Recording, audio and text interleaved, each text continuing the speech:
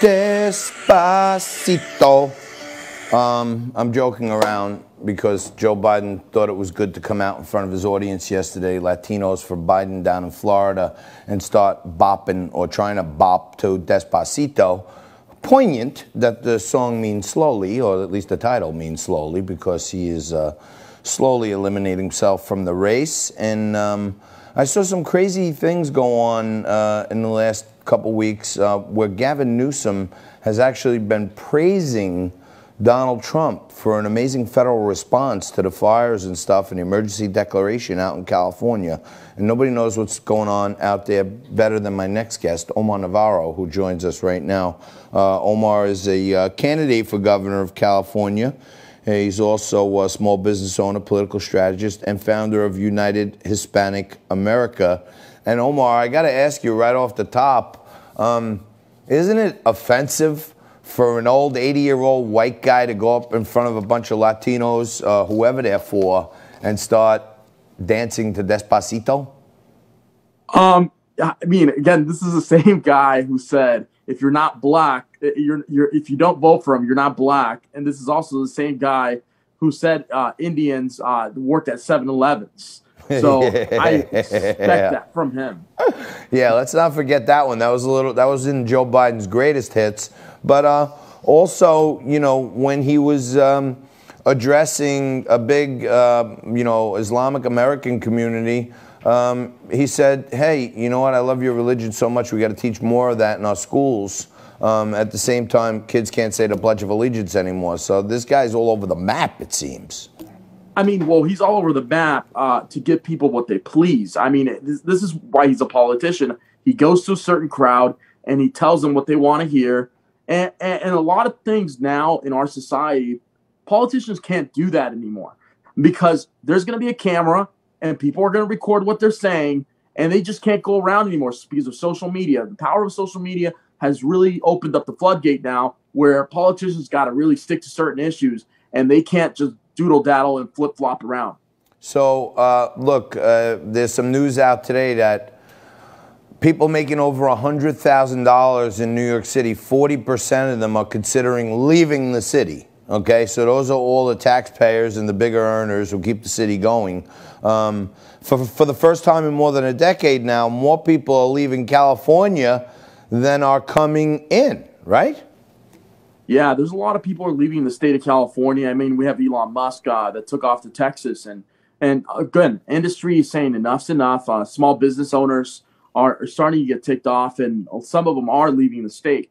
And there are a lot that are here. I mean, people, have family here. People that have an interest in California, we are bound to the state. And we have to deal with a lot of things that are going on. So, again, that's why I decided to take a stand, because I saw this whole mess when it started and everything. And Gavin Newsom's been telling us what to do, what should do with our lives, and having control. And this is what I tell people. This is the product of more government. When you want more government in your life, this is exactly what happens. You have utter takedown in your personal life, an invasion of privacy. This is what the Democrats want. No they question. Want to invade your privacy, your life, and tell you what you can and can't do. And I, as a Republican, I don't want to tell people what to do. I don't want to control their life. I want small government. Yeah. I want to make sure that the individual has more power than the state, than our federal government. We want, at least I want, more life, liberty, and Levin, because I love Mark Levin. He's a great commentator. But let me ask you this. I speak a very broken type of Spanish that I learned from all different, a Spanish guy, a Colombian guy, a Portuguese guy, right? So I got a kind of broken Spanish. But you're the head of United Hispanic America. Can you, what is the song Despacito, what is it about? Do you know what the actual song is about? I know the title means slowly, but what is the song about? So there are actually two versions of that song. There's a Spanish one, and then there's a Spanish-English mix with Justin Bieber. It's supposed to be a fun dance song. I mean, it's what it is. Dance slowly. I mean, it's supposed to be about, it's supposed to kind of represent somewhat of a demographic of the Hispanic culture, but it doesn't represent the overall consensus of the Hispanic culture. And not saying that it's a bad song. What I'm saying is what the comments that Joe Biden made about assuming that all Hispanics like Despacito right. is that's racist in my itself. point.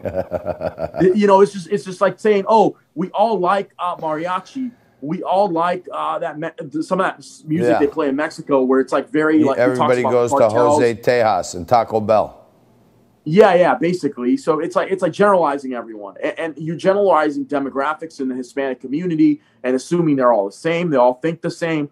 And that's just racist in itself to think that way, because that makes you not understanding. And especially you're the guy who's the front runner. You're the guy who's going against the president. You're the guy that wants to be in the White House, but yet you're out of touch with what's going on with the people, the consensus of the public in not only in California, but across the country. And that in itself is it's offensive to me, because, Joe Biden could have handled that a little bit better. He could have just been himself, for one. And that would have got a lot more respect. I'd rather have someone that's real than someone fake, where Donald Trump, what I like about him, he doesn't have to pander or change himself to be anybody. I remember when he took a picture in front of a taco bowl that he had that was actually one of the dishes he had at the Trump hotel. Tower. Yeah, right.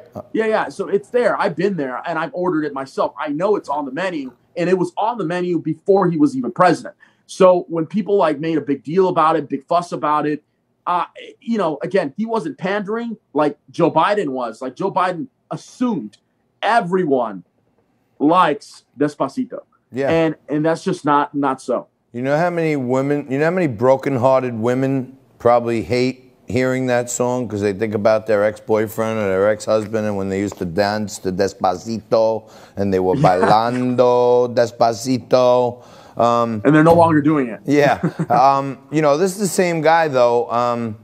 Just a few weeks back when he was talking to, a Democratic Latino organization on a Zoom call, he said that the Latino community was so diverse, unlike the African American community. So he's like an equal opportunity racist, it seems like.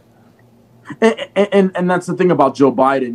When he says things like this, and again, like I stated earlier, he said the same thing. He said if you're not black if you don't vote for him.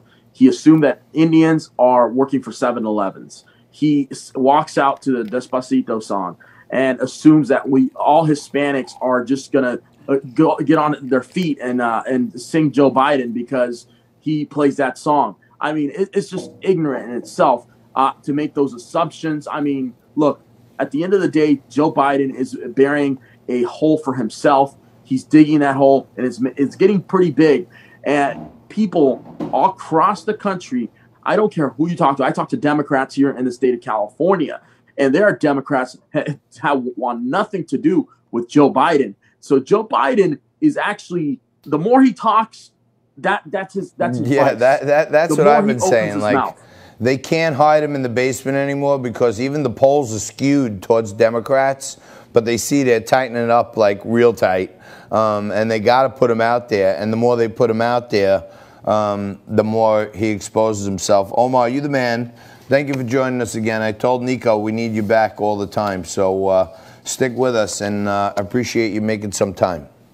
Will do. Thank you for your time. Omar Navarro, candidate for governor of California and also a political strategist, founder of United Hispanic America.